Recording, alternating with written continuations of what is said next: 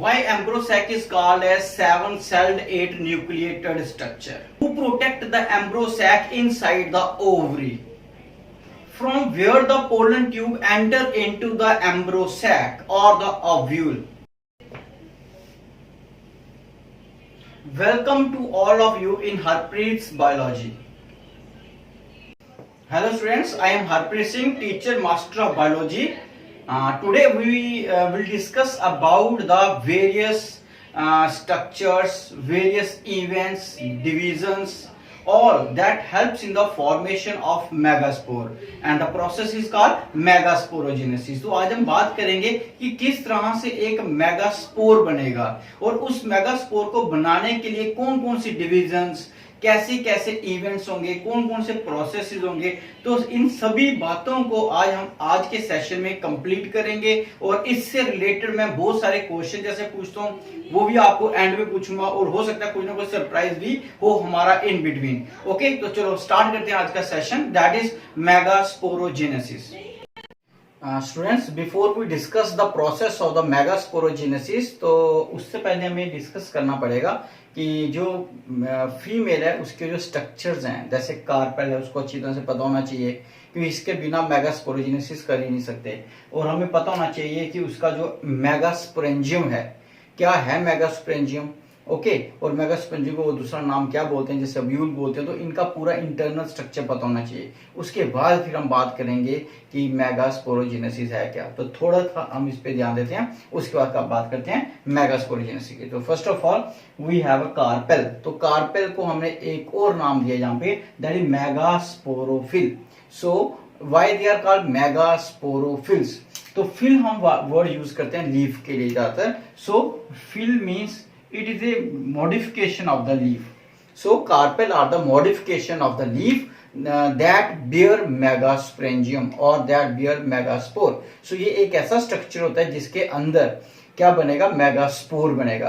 तो ऐसे स्ट्रक्चर को हम बोलते हैं मेगास्पोरोफिल। तो ये बड़ी छोटी बात है लेकिन आप कई बार इन्हीं चीजों में अटक जाते हैं। सो बड़ी बार कंफ्यूजन के कारण हम ये जो होते हैं क्वेश्चन ही छोड़ देते हैं। वहां पे होता है draw the structure of the megasporophyll, तो हमें पता ही नहीं चलता। So megasporophyll means carpel, okay, and carpel is a female reproductive part that consists of three parts, and the first part is stigma. So the receptive part that receive pollen grain during the process of pollination is called as stigma, okay. So stigma आ गया इसका first part जो exposed होता है ज्यादातर air में या floor में होगा, लेकिन ये रिसीव करता है पोलन ग्रेन्स को। First, second is a filamentous structure, and that filamentous structure is called as style, or thread-like structure is called as style. तो style इसका second part आ गया जो इन दोनों को connect करता है, ओवरी और स्टिग्मा को आपस में।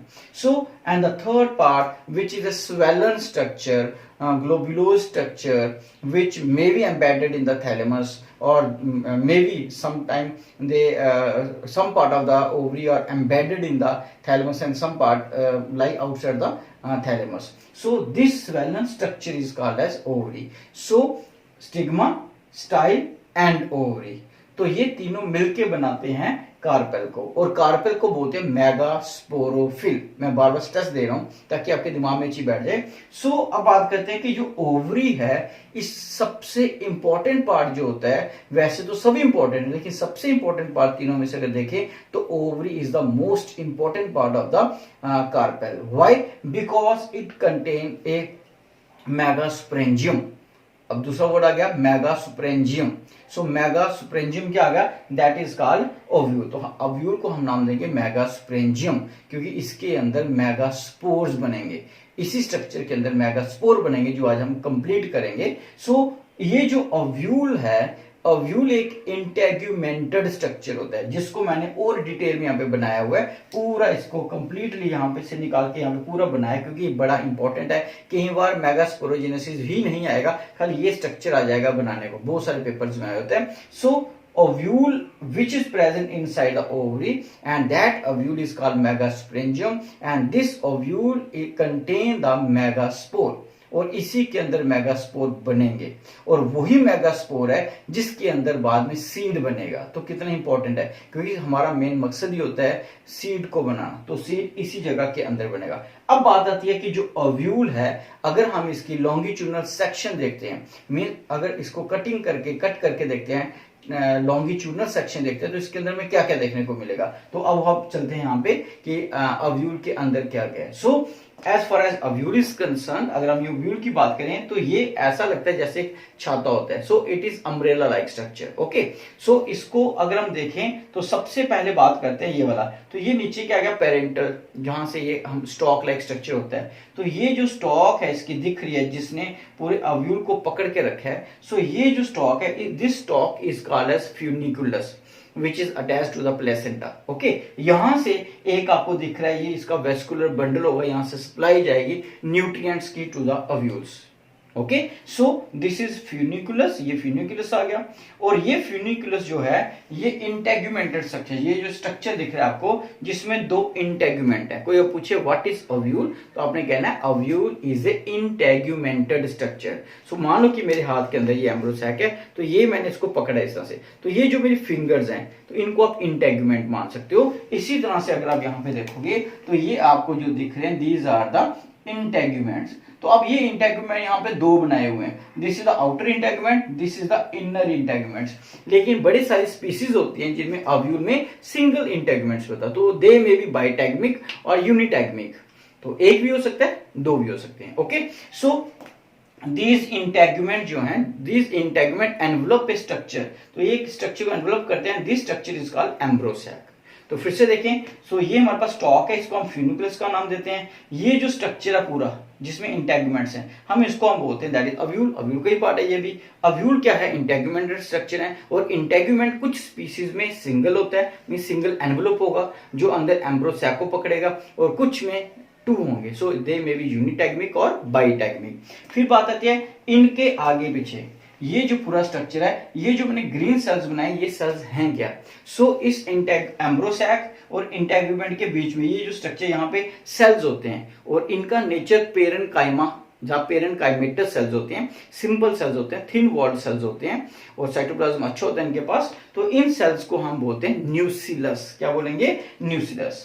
सो they are called nucellus. So nucellus are the cell that surrounds the embryo sac. तो एम्ब्रोसैक के आगे पीछे जितने भी सेल्स हैं ये न्यूसिलस हैं, जो आने वाले टाइम में इसको न्यूट्रिशन प्रोवाइड करेंगे। तो हम आगे वाले क्वेश्चंस में ये पढ़ेंगे दैट इज न्यूसिलस का क्या रोल होता है। So nucellus provide nutrition to the developing embryo sac, क्योंकि अभी हमने एम्ब्रोसैक भी नहीं बनाया, वो भी बनाएंगे बाद में। सो न्यूसिलस हो गया। अब अगर आप देखोगे तो इंटेगुमेंट जो है, ये इंटेगुमेंट्स हैं, तो आगे से ये ओपन है, तो कुछ जगह पे इंटेगुमेंट फ्यूज नहीं करेंगे, पीछे तो फ्यूज है, लेकिन आगे से ये क्या है, ओपन है। तो वो इंटेगुमेंट का पार्ट जो आपस में जुड़ नहीं पाया, तो वहां पे एक स्पेस रहेगी, खाली जगह रहेगी, जैसे ये हो गया, ये आगे खाली जगह। सो इस खाली जगह को आप बोलते हो माइक्रोपाइलर एंड।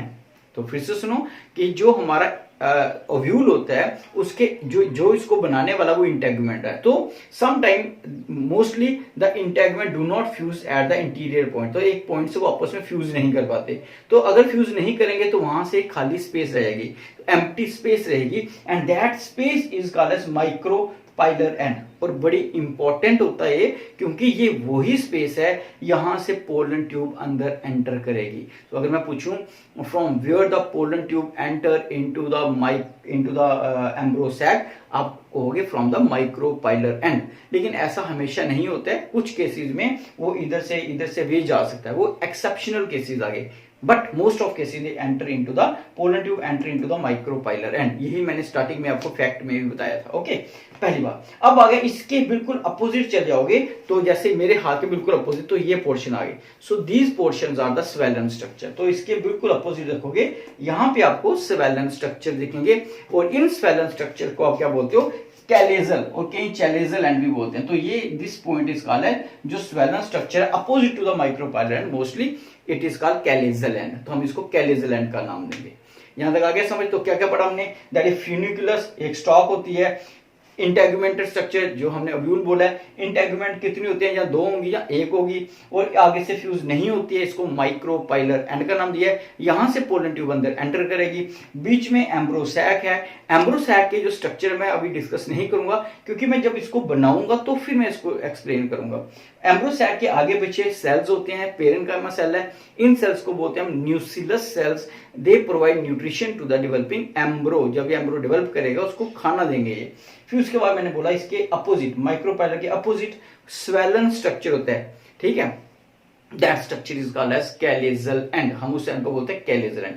अब बात आती है, ये हमारे पास आ गया ओव्यूल का इंटेगुमेंटेड स्ट्रक्चर, ये आ गया फ्यूनिकुलस। इन दोनों को जोड़ने वाला भी एक छोटा सा यहाँ पे क्या होता है, कनेक्टिव सेल्स होते हैं, इसको हम बोलते हैं हाइलम। ऐसे बहुत सारे होते हैं, लेकिन आपको मेन रेफी है, बहुत सारे हैं, लेकिन मैं मेन बताऊं। सो हाइलम क्या आ गया, ये इंटेगुमेंट और फ्यूनिकुलस के बीच के, मैं जैसे मान लो ये आ गया फ्यूनिकुलस, ये आ गया एम्ब्रो, तो इन दोनों के बीच में जो टिश्यू होगा दिस इज कॉल्ड हाइलम, हम इसको हाइलम का नाम देंगे। सो ये हमारे पास आ गया, that is the structure of the ovule, internal structure of the ovule, the longitudinal section of the ovule. Okay, so ये हमने थोड़ा सा कर लिया कि कार्पेल क्या है और मेगास्पोरेंजियम क्या है। अब हम बात करेंगे मेगास्पोर की डेवलपमेंट कहां से होगी, कैसे होगी, कौन सी डिवीजन के साथ होगी। Okay, start with the megasporogenesis. So as per definition is concerned, अगर डेफिनेशन की बात करें तो डेफिनेशन, जेनेसिस का मीनिंग मैंने पहले बताया था, मीनिंग होता है फॉर्मेशन। जो पिछला हमने वीडियो देखा था माइक्रोस्पोरोजेनेसिस, सेम वैसे ही यहां पे भी है megasporogenesis. Megaspore, megaspore plus formation, that is formation of megaspore is called as megasporogenesis.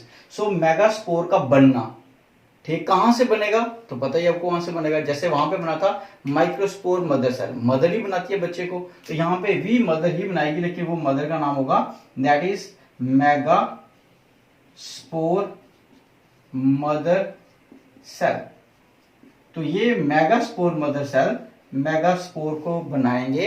Megaspore खुद क्या होता है 2n, लेकिन मेगास्पोर क्या होगा n। So megaspore mother cell is the 2n, it give rise to the formation of megaspore and this process is called as megasporogenesis. मतलब ये कि मेगास्पोर का बनना मेगास्पोर मदर सेल से, उस प्रोसेस को बोलते हैं मेगास्पोरोजेनेसिस। लेकिन ये प्रोसेस बड़ा इंटरेस्टिंग है, लेकिन एक स्टेप में तो होगा नहीं, तो उसको करने के लिए हमें 2-3 स्टेप लगेंगे, वो अभी हम देखते हैं। ओके, तो this is the definition, means formation of megaspore from megaspore mother cell is called megasporogenesis. Okay, अब हम बात करेंगे आगे नेक्स्ट। सो कहां से ये प्रोसेस स्टार्ट होगा, तो जैसे मैंने यहां पे आपको एक डायग्राम बनाई हुई है, तो आप देख रहे होंगे ये क्या है, ओव्यूल। तो जब भी ओव्यूल, अभी उसके अंदर कोई भी एम्ब्रोसैक नहीं है, मतलब मेगास्पोर नहीं है, तो उसके जो ये इंटेगुमेंट मैंने बनाए ये अभी पूरी तरह से डेवलप नहीं होते हैं। जैसे यहाँ पे मैंने बड़े अच्छी तरह से बनाए हुए पहले की डायग्राम है, तो इसमें क्या होगा, ये पूरी तरह से डेवलप नहीं होंगे, तो ये क्या होंगे, इस तरह से स्ट्रक्चर्स होंगे। ओके, सो जब ऐसा स्ट्रक्चर आपको दिखेगा कि अभी एम्ब्रोसैक नहीं है इसके अंदर, तो क्या होगा इसके अंदर, इसके अंदर जितने भी पूरा का पूरा ओव्यूल है वो भरा होता है। It is filled with a cell and these cells are called as nucellus. जो पेरेन्काइमा सेल थे, ये सारे के सारे सेल इसके अंदर ऐसे ही होंगे। जैसे माइक्रोस्पोरोजेनेसिस में हमने एंथर की बात की थी, एंथर के अंदर भी ऐसे ही पेरेन्काइमा सेल थे। Okay, so these cells are called nucellus. तो ये पूरा न्यूसिलस से भरा हुआ है। अब बात स्टार्ट होगी कि मेगास्पोरोजेनेसिस करनी तो है, कैसे करें, तो टूवर्ड द माइक्रोपाइलर एंड, तो इस साइड माइक्रोपाइलर एंड वाली साइड एक सेल अपने आप को डिफरेंशिएट करेगा, और वो सेल अपने आप को कैसे डिफरेंशिएट करेगा, थोड़ा सा अपना साइज को बढ़ा के, थोड़ा साइज बढ़ेगा उसका, तो ओके, तो it increase it size, cytoplasm बढ़ेगा, न्यूक्लियस का साइज बढ़ेगा, तो उसने अपने आप को दूसरों सेल से अलग कर दिया, और उस सेल को हम नाम देंगे दैट इज कॉल्ड आर्कीस्पोरियल सेल। तो ये हमने पहले भी पढ़ा हुआ है माइक्रोस्पोरोजेनेसिस में, कि वहां पे भी जो पहला सेल बना था that cell is called as archesporial cell. तो यहाँ पे भी जो सेल बना है आर्कीस्पोरियल सेल, वहां पे एपिडर्मिस के नीचे बना था, यहाँ पे माइक्रोपाइलर रीजन की साइड बनेगा। ओके, अब बात आती है आगे क्या करें, तो मैं यहां पे बना देता हूं। तो हमारा प्रोसेस जो स्टार्ट हुआ वो कहां से हुआ, from the archesporial cell. Okay, archesporial cell. No this archesporial cell, ये जो आर्किस्पोरियल सेल है, ये वाला आर्किस्पोरियल सेल है, दो कंडीशन है जहां तो ये खुद एक्ट करेगा, डायरेक्टली एक्ट करेगा मेगास्पोर मदर सेल, क्योंकि ये क्या है 2n, तो ये डायरेक्ट एक्ट करेगा मेगास्पोर मदर सेल, ये खुद ही कहेगा कि मैं ही मेगास्पोर को बनाऊंगा। जहां फिर क्या होगा, कुछ स्पीसीज में क्या होगा, इस मेगास्पोर की डिवीजन होगी, क्या होगी, इस आर्किस्पोरियल सेल की, इस आर्किस्पोरियल सेल की डिवीजन होगी, और आपको पता है कौन सी डिवीजन होगी, पेरिक्लाइनल डिवीजन। तो बताओगे कौन सी होती है पेरिक्लाइनल डिवीजन, अगर पिछली वीडियो देखी है आपने तो। So periclinal division is the parallel division to the main axis. तो जब ये पैरेलल डिवाइड करेगा तो इससे कितने सेल बन जाएंगे, हमारे पास 2 सेल बनेंगे। So it give rise to 2 cell after the periclinal division. So this archisporial cell undergo periclinal division and form 2 cell. One cell is toward the micropylar end and second cell toward the callosal end. Okay, तो इसने 2 cell बनाए, तो ये हो गया outer बाहर वाली side, ये हो गया इनर ऊपर वाली साइड कैलेजल एंड। ओके, ये हो गया माइक्रोपाइलर एंड। तो अब जो 2 में से एक बनाएगा, पता ही आपको, primary parietal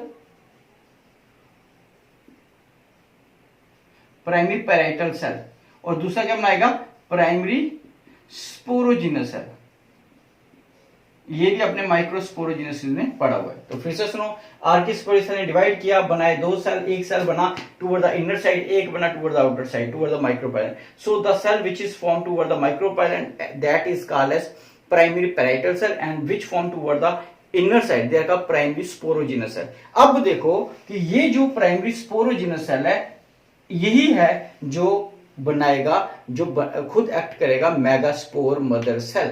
so this primary sporogenous cell, this cell act as a megaspore mother cell.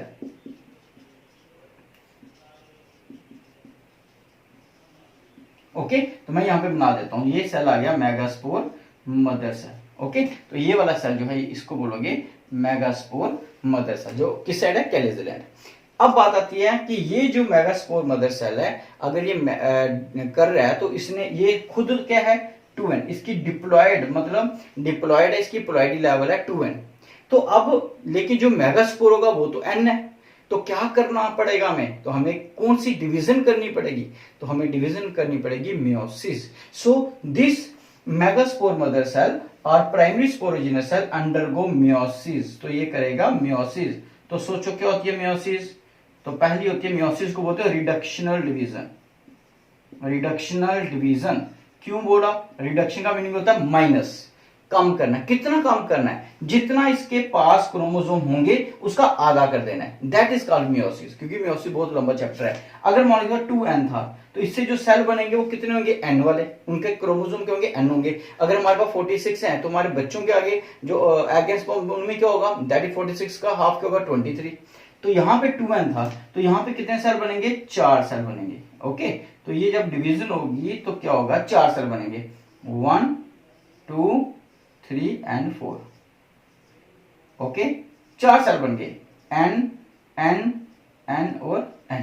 तो ये 4 सेल बने जब इसकी डिवीजन हुई मियोसिस। तो मियोसिस फर्स्ट, जब मियोसिस हुई फर्स्ट तो उसमें 2 सेल बनते हैं, फिर होती है मियोसिस 2, उसमें 4 बनते हैं। तो मतलब मियोसिस के अंदर 2 फेजेस होती हैं। तो जब 2 फेजेस कंप्लीट होंगी तो एक सेल से 4 बनेंगे और चारों के अंदर क्रोमोसोम हाफ होगा।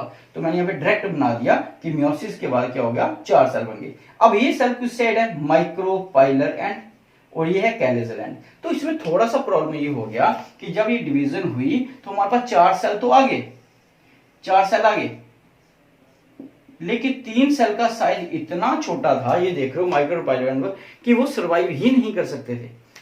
फिर से सुनो, the division of meiosis give rise to 4 cells. These are the 4 cells, 1 2 3 4. The cell 3 cells toward the micropylar end, they are too small in size. ना उनके पास ज्यादा साइटोप्लाज्म था, ना सेल ऑर्गेनेल्स थे, इसलिए ये ज्यादा सर्वाइव नहीं कर सकते, तो ये डीजनरेट कर जाएंगे। ओके, तो कौन डीजनरेट करेगा, the 3 cell toward the micropylar end. तो ये 3 सेल क्या कर जाएंगे, डीजनरेट। जब ये डीजनरेट कर जाएंगे ये तो सर्वाइव करेंगे नहीं, तो कितना बच गया, 1। कौन सा बचा? ये वाला। सो दिस सेल, ये जो ऊपर वाली सेल बचा, किस साइड बचा? कैलेजल एंड वाली साइड, ये वाला cell. The remaining cell act as a megaspore, ये मेगास्पोर काम करेगा और यही आगे आके मेगास्पोर बनाएगा। तो ये cell which is form toward the chalazal end, तो ये सेल जो बचा अब ये आगे करेगा माइटोसिस। कितनी माइटोसिस करेगा? 3 माइटोसिस करेगा। So it undergo 3 mitotic division. ठीक है, तो ये 3 माइटोटिक डिवीजन करेगा, वो मैं करके बताऊंगा आपको। तो इसके माइटोटिक डिवीजन से अब देखो, ये एक सेल था, मान लो ये हमारे पास आ गया एक सेल, ये वाला। अब इसने क्या किया? ये इसका न्यूक्लियस आ गया। अब इसने पहली माइटोसिस की, इसने पहली माइटोसिस की, तो कितने सेल बना दिए? 2। सो 2 न्यूक्लियस बना दिए। So the it undergo 3 mitotic division, ये 3 माइटोटिक डिवीजन करेगा। पहली माइटोटिक डिवीजन से एक से कितने बन गए? 2। ओके, अब क्या होगा? ये जो फर्स्ट वाला ये चला जाएगा ऊपर वाली साइड, ये चला जाएगा टुवर्ड द डाउन। तो ये ओरिएंटेशन होगी इनकी, जिससे दोनों अपने अपोजिट पोल की तरफ चले जाएंगे। फिर होगी माइटोटिक डिवीजन 2, सेकंड माइटोसिस। और आपको पता ही है, जब भी माइटोसिस होती है, इक्वल डिवीजन होती है, उससे 1 से 2 सेल बनते हैं। तो 1 से 2 बने, अब 2 से कितने बनेंगे? 4। तो ये आ गया आपके पास सेल, इसमें एक ऊपर चला गया था, इसी ने डिवीजन की, 2 सेल बन गए। और ये जो नीचे आया था, इसने एक डिवीजन की 2, तो कितने हो गए? 4। तो माइटोसिस कितनी होगी? 2। लास्ट माइटोसिस होगी। अब जो तीसरी माइटोसिस होगी, ये होगी तीसरी माइटोसिस। अब ये 2 हैं, तो 2 की माइटोसिस होगी, कितने बनेंगे? 4। 1 2 3 एंड 4। और ये भी 2 के कितने बनेंगे? 4। 1 2 3 and 4। So after 1 2 3 mitotic division, this cell give rise to how many nucleus? That is 4. 8. 4 are toward the calyzal end, 4 are toward the micropoll end. मैं यहां पे भी बना देता हूं। अब मैं इसको रिमूव कर देता हूं। तो मैंने क्या किया, अब यहां पे एक स्ट्रक्चर बना दिया। ओके, 1 2 3, 1 2 3, और एक यहां पे बच गया, एक यहां पे बच गया। सो अब out of the 4, 3 are present toward the, ये 3 अपना ग्रुप बना लेंगे और कहां चले जाएंगे? टूवर्ड द कैलेजल एंड, इस साइड ये 3। और 3 कहां चले जाएंगे? Toward the micropyle end. तो ये 3 जो हैं ये इस साइड आ जाएंगे और माइक्रोपोल एंड। अब बचा एक इस साइड, एक ऊपर, वो दोनों के दोनों सेंटर में आ जाएंगे। So 1 from this side, 1 from this side, they come to the end the centre, ये अपने सेंटर में आ जाएंगे। और सेंटर में आके जहां तो ये फ्यूज कर जाएंगे और डिप्लॉयड बनाएंगे, जहां फिर ये अलग अलग ही रहेंगे, आएंगे पास पास, थोड़े अलग अलग रहेंगे, वेट करेंगे जब तक स्पर्म नहीं आता तब तक जुड़ेंगे नहीं। ओके, सो ये कंडीशंस हैं। सो अब खुद देखो, पहले 2 साल बने, फिर 4 बने, 4 से 8, फिर रीओरिएंटेशन हुई, 3 चले गए टुवर्ड द कैलेजल एंड, 3 चले गए टुवर्ड द माइक्रोपोल एंड, और एक इधर से एक इधर से सेंटर में आ गए। तो ये बन गया, दैट इज सेल एक है, 1 सेल 2 न्यूक्लिएटेड स्ट्रक्चर। ये कितने सेल हैं? 3 सेल हैं और 3 न्यूक्लियस हैं। ये क्या है? 3 सेल और 3 न्यूक्लियस। इट मींस कितने, ये जो बना है इसको बोलते हो megaspore. So this is called megaspore. अब मैं इसके बताऊंगा अंदर सेल के नाम क्या है। सो दिस इज मेगास्पोर, इसको एम्ब्रोसैक का नाम देते हैं, और इसकी डेफिनेशन मैंने स्टार्टिंग में बताई थी, 7 sailed 8 nucleated structure. Why they are called 7 celled 8 nucleated structure? Because 3 cells are present toward the micropoll end, 3 cells are present toward the calyzal end, and 1 cell 2 nucleus are present in the center. तो cell 3 3 6 और 1 7, लेकिन nucleus 3 3 6 और 2 8, तो 7 cell और 8 nucleated structure है। So it is a 7 cell 8 nucleated structure which is present in the embryo sac. So this is the embryo sac. अगर हम बात करें embryo sac के, ये embryo sac है। अब embryo sac को मैंने यहाँ पे थोड़ा सा बाहर निकाल के बताया ताकि आपको बड़ा व्यू मिल जाए इसका। तो इसमें अगर आप देखो तो कितने सेल हैं? 1 2 3 4 5 6 7, 7 सेल हो गए। न्यूक्लियस कितने? 1 2 3 4 5 6 7 8। Okay, 7 cell 8 nuclear structure. अब बात करते हैं ये सेल हैं क्या। तो मैंने यहाँ पे लिखा हुआ है ये वाली साइड माइक्रो, तो माइक्रोपाइलर एंड वाली साइड जो 2 सेल दिख रहे हैं आपको, these 2 cells are the synergid. तो ये सिनर्जिड सेल्स हैं। अब इनका फीचर भी पता होना चाहिए। तो इनके अगर कैरेक्टर देखें सिनर्जिड के, तो क्या होता है? पहला होता है 2 इन नंबर, इनका नंबर कितना होता है? 2। बात करें किस साइड है? टुवर्ड द माइक्रोपाइलर एंड दो कैरेक्टर हो गए। तीसरा, ये किससे अटैच होते हैं? They are attach to the egg, egg के साथ इनकी अटैचमेंट है। फोर्थ पॉइंट होता है कि स्पेशल चीज अगर देखें तो इनके अंदर फिलीफॉर्म अपरेटस होता है। ये इंपॉर्टेंट चीज याद रखना, filiform apparatus. So they possess filiform apparatus. एक फिंगर की तरह apparatus होता है। मैं अगर बनाऊं यहां पे तो इस तरह से apparatus होता है इनका। तो ये apparatus करता क्या है? तो इस apparatus का काम होता है कि जब भी, क्योंकि एग से ही जाइगोट बनेगा और एग से ही एम्ब्रो बनेगा, तो जब कभी भी इनको खाने की जरूरत होगी, न्यूट्रिशन की जरूरत होगी, तो यही फिलीफॉर्म अपरेटस अपने आगे पीछे के न्यूसिलस से न्यूट्रिशन लेके इनको प्रोवाइड करेगा। तो ये मोस्टली इनका काम होता है। प्लस सिनर्जिड एक ऐसा स्ट्रक्चर है जो क्या करेगा, क्योंकि जब पोलन ट्यूब यहां से अंदर एंटर करेगी एग की तरफ, तो जो शॉक लगेगा उस time, it prevent that shock, ये उससे शॉक से बचाएगी एग को या जाइगोट बनने से। सो ये शॉक अब्जॉर्बर है, न्यूट्रिएंट प्रोवाइड करती है, ये इसके फीचर आगे, दैट इज सिनर्जी के। अब हम बात करते हैं एग की, तो दो तीन फीचर तो पता होने चाहिए। So what is egg? So egg एक आप बोल सकते हो गैमिट है, किसका? फीमेल का। और ये गैमिट क्या करता है, जब कभी भी स्पर्म से फ्यूज करेगा तो जाइगोट बनाएगा। नंबर इसका 1 इन एन एम्ब्रोसैक, एक ही होता है इसके अंदर। किस साइड होता है? Toward the micropylar end attach to the synergid. So next is the polar body. तो पोलर बॉडी क्या है? ये 1 सेल 2 न्यूक्लिएटेड स्ट्रक्चर है। Okay, 1 cell 2 nucleated structure. और इसका काम क्या होता है, जब कभी भी ये स्पर्म से फ्यूज करेगा, तो ये भी स्पर्म से फ्यूजन करता है, और जब भी ये स्पर्म से फ्यूज करेगा तो एक स्ट्रक्चर बनाएगा जिसको बोलते हो एंडोस्पर्म, जिसको ट्रिप्लॉइड का नाम भी देते हो। डबल फर्टिलाइजेशन इसी के नाम से पड़ी है। Okay, so that is present in the centre. Next आ गया एंटीपोडल्स। सो एंटीपोडल्स क्या है? एंटीपोडल आगे that is present toward the chalazal end. तो ये कैलिजल एंड है, इस साइड एंटीपोडल्स है। 3 इन नंबर, 3 नंबर में होते हैं। और इनका भी काम होता है कि एक चीज होती है कि जब भी जाइगोट बनता है, इसके जाइगोट के बनने के साथ ही इनकी डीजनरेशन स्टार्ट होती है, इनकी डेथ होती है। और जब जाइगोट बढ़ता है तो वो न्यूट्रिशन इनसे भी ले सकता है, मतलब इनको भी खा के अपनी न्यूट्रिएंट्स ले सकता है। सो ये भी न्यूट्रिएंट प्रोवाइड करते हैं किसको? जाइगोट को, डेवलपिंग एम्ब्रो को। So this is the structure of the embryo sac. और इसी एम्ब्रोसैक को बोलते हैं मेगास्पोर। फिर से सुनो, 3 टर्म्स हमने पढ़ी। मेगास्पोर जो आप एम्ब्रोसैक को बोल रहे हो, मेगास्पोरेंजियम जो आप ओव्यूल को बोल रहे हो, क्योंकि इसके अंदर एम्ब्रोसैक है आपके सामने, और ये पूरा का पूरा जो ओवरी के अंदर है, स्टिग्मस ओवरी, और उसको अपने नाम दिया मेगास्पोरोफिल। सो मेगास्पोरोफिल सबसे बड़ा, उससे नीचे ओव्यूल दैट इज मेगास्पोरेंजियम, उससे नीचे दैट उसके अंदर एम्ब्रोसैक दैट इज कॉल्ड मेगास्पोर। सो ये 3 टर्म्स हैं, जैसा क्वेश्चन आएगा वैसा ही आपने अटेम्प्ट करना है, अपनी मर्जी से नहीं कर सकते। Okay, so this is as far as the megasporogenesis is concerned.